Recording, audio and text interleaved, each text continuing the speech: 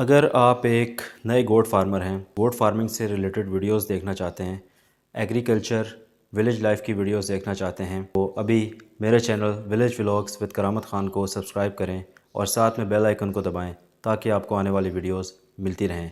क्योंकि मैं आपके लिए agriculture, goat farming, cattle farming, everything about livestock और एग्रीकल्चर के बारे में विलेज लाइफ के ऊपर वीडियोस लेके आता रहता हूँ आपके लिए। सो मेरे चैनल को सब्सक्राइब कीजिए और जुड़े रहिए मेरे साथ। Thank you. अस्सलाम वालेकुम जी, welcome to today new vlog. आज बारिश हुई है और माशाल्लाह से मूंगफली की जो फसल है उसके लिए बहुत बेहतरीन काम हो गया। तेज़ हवा चल रही है तो आपको दिखाते हैं आगे। तो चैनल पर नए, चैनल को सब्सक्राइब कर दें, साथ में बेल आइकन को दबा दें ताकि आपको आने वाली वीडियोस मिलती रहें। तो माशाल्लाह से बहुत अच्छा मौसम हो गया, गर्मी का जोर टूट गया है। सो चलिए शुरू करते हैं।